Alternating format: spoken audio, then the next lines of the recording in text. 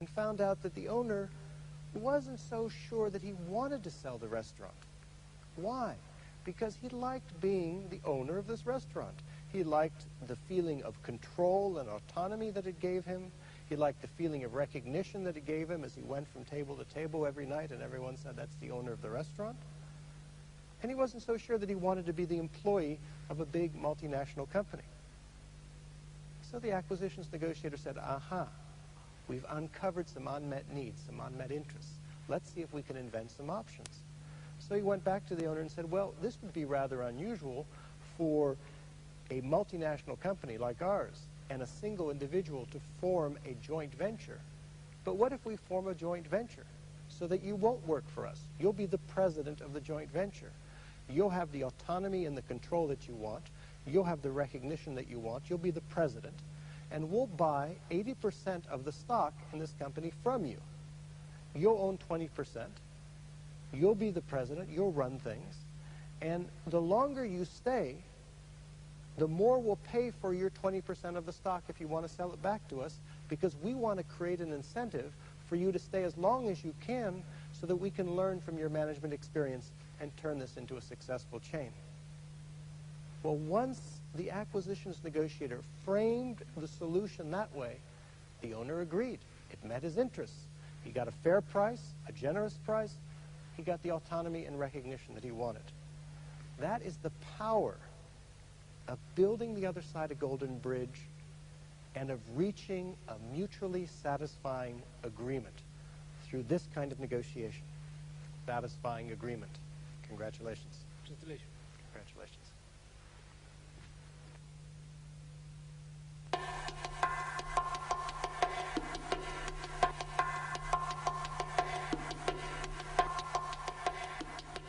Before concluding, I'd like to leave you with a note about ethics and negotiation.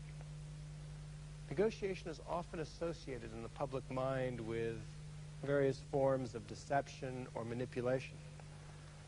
And I've always found this interesting because in the 2 decades that I've been working in this field, working with some of the most successful negotiators in business, in law, in diplomacy, the thing that I've found that they value most is actually their reputation for honesty and fair dealing. Now, why would this be? Let me tell you a story to illuminate this. I have a friend whose name was Ambassador Carrington. He was a British diplomat, and he was the British ambassador to the United Nations at the time of the 1967 Middle East War. And it was his job after the war to fashion the UN resolution to decide what should happen in the Middle East to resolve that conflict. It's known as UN Resolution 242. It's perhaps the most famous, one of the most famous resolutions in UN history. They're still talking about implementing it today. Well, it was a very difficult negotiation to try to bring all the parties together in agreement. And there was one holdout, and that was the Soviet Union. But after 3 weeks of arduous negotiation, Ambassador Carrington decided that he needed to bring this to a vote. There was a lot of pressure from his foreign ministry and from the world generally to bring this to a vote. But it was a risk because the Soviet Union had a veto. 10 minutes before the vote, the Soviet ambassador approached him in the corridor and said, Ambassador Carrington, I'd like to ask you a favor. I would like to ask you to postpone that vote by 2 weeks. And Carrington could see that he had built a very fragile coalition in favor of the amendment, that coalition could easily fragment in 2 weeks. So he had a lot of pressure on him to bring this to a vote. So he said, I'm sorry, Ambassador Kuznetsov, but everyone knows where we stand on this resolution. I think we're going to have to proceed with the vote. And Ambassador Kuznetsov said, Ambassador Carrington, you must have misunderstood me. I'm asking you as a personal favor if you will postpone that vote by 2 weeks.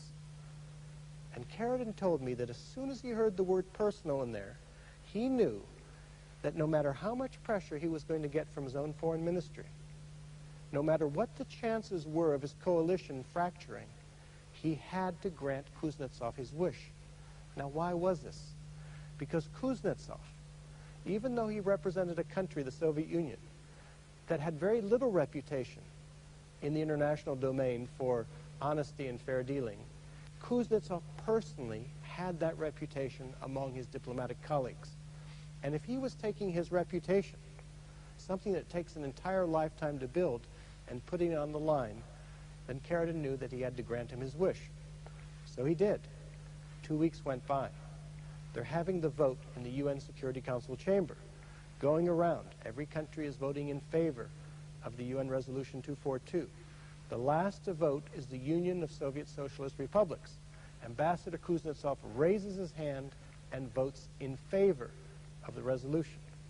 And sure enough, rather than using the 2 weeks to try to meddle, to try to destroy the agreement, he'd use the 2 weeks to go back to Moscow and persuade his superiors there to vote in favor of the resolution.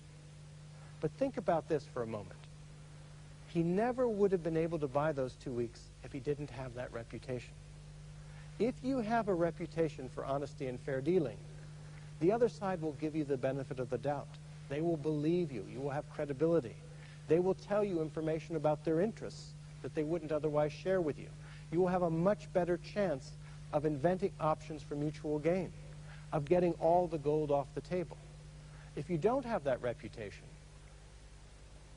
then people will either refuse to deal with you because you have a reputation for lying or manipulating, or if they are forced to deal with you, they'll deal with you at arm's length.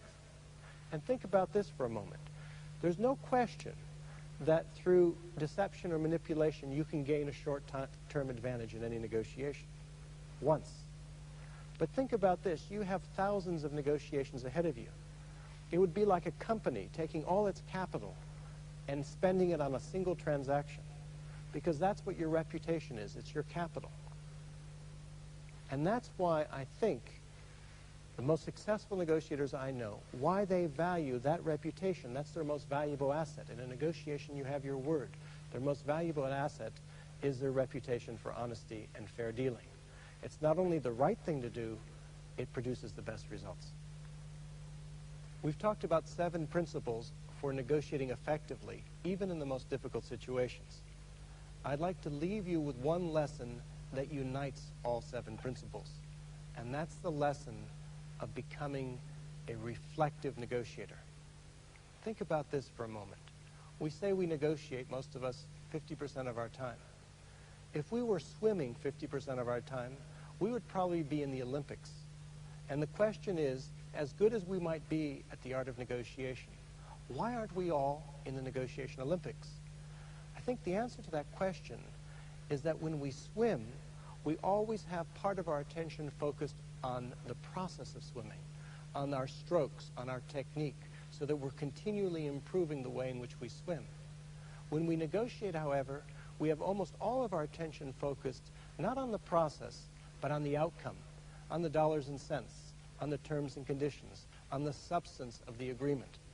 And if we can learn to spend a little bit of our time and attention on the process of going to the balcony, of stepping to the other person's side, of focusing on interests and inventing options and using criteria, of developing a good alternative and building them a golden bridge. If we can focus on the process of doing those 7 things and continually improve our negotiations, continually learn from each negotiation, then we can end up as champions in the negotiation Olympics. I hope you will be able to apply these 7 principles with profit and satisfaction in your negotiations. I want to wish you all the best, and I want to encourage you to go for the gold.